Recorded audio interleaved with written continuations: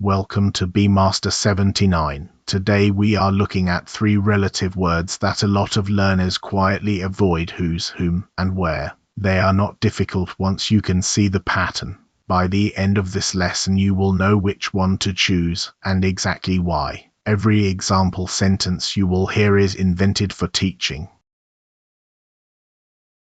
First, a quick reminder. A relative clause is a group of words that gives extra information about a noun, and it comes immediately after the noun it describes. Look at this sentence. The student who sits next to me is from Brazil. The noun is the student. The relative clause is who sits next to me, and its job is to tell us which student we are talking about.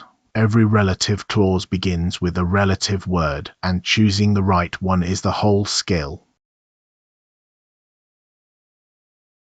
Here is the whole family. Who for people doing the action, whom for people receiving the action, whose for possession, and that covers people and things, which or that for things, where for places, and when for times. Today we take the 3 that cause the most trouble: whose, whom, and where.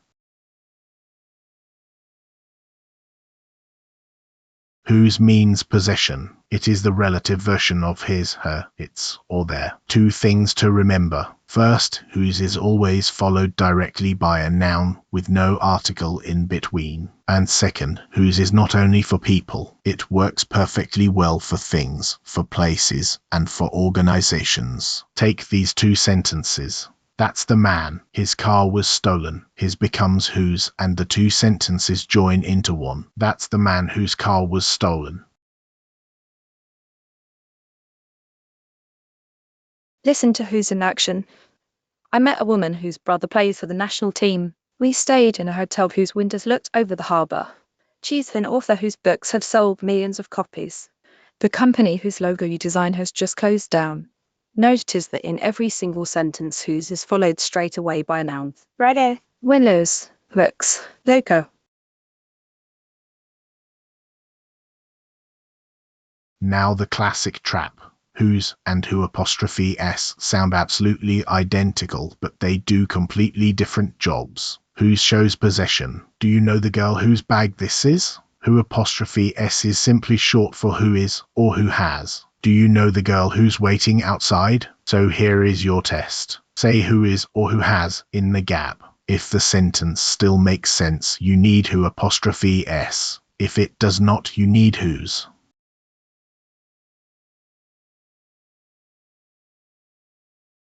Whom is the object form. Use who when the person does the action, and whom when the person receives it. There is a simple test for this, the he-him test. Answer using he or him. If the natural answer is him, her, or them, then you need whom. I met him yesterday, so we say the man whom I met yesterday. But if the answer is he, she, or they, then you need who. He met me yesterday, so we say the man who met me yesterday.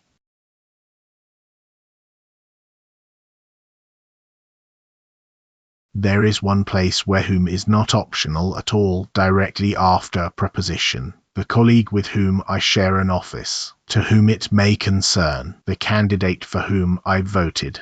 After a preposition, only whom is possible. You can never say with who. Of course, in everyday English we usually move the preposition to the end of the clause, and then who is perfectly fine again. The colleague who I share an office with. Both versions are correct. The first is formal, the second is what people actually say.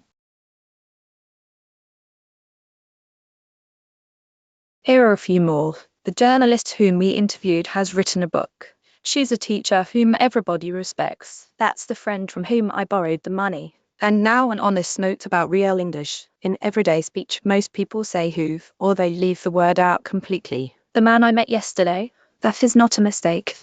Whom is simply the formal register, and it is what examiners and official writing expect. Where introduces a place. It replaces a preposition plus which, in which, at which, or to which. This is the cafe. I first met her there. Join them together and you get this is the cafe where I first met her.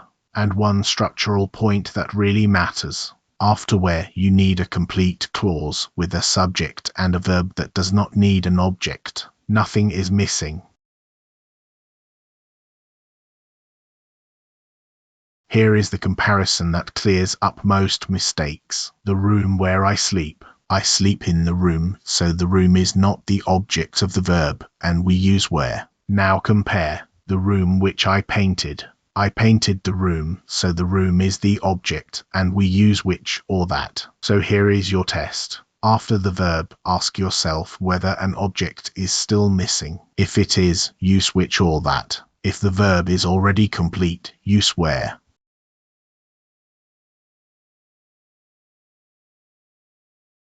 They said, that's the village where my grandparents grew up. The office where she works is being renovated.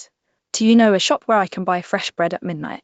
And two quick relatives from the same family. For a time, use when. To you when we met. For a reason, use why. The reason why she left.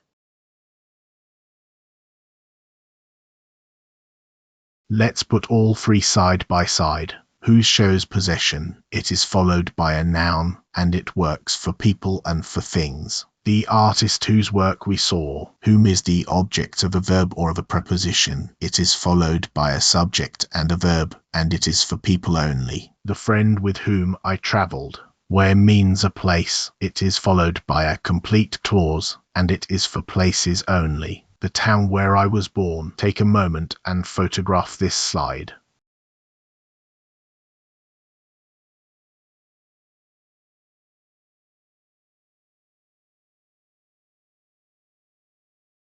Your turn. Fill each gap with whose, whom, or where. Pause the video and try all 5 before I give you the answers.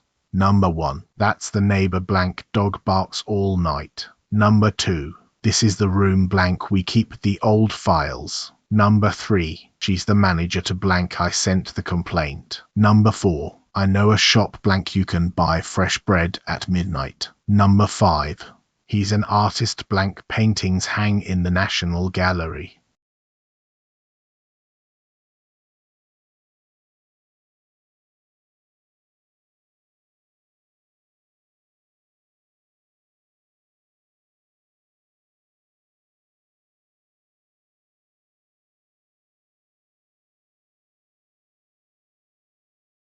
Here are the answers. Number 1, whose. The dog belongs to the neighbor, so this is possession. Number 2, where. We keep the files in the room, so it is a place. Number 3, whom. It follows the preposition to, so who is simply impossible here. Number 4, where. You buy the bread in the shop. And number 5, whose. The paintings belong to the artist. If you got all 5, you have this.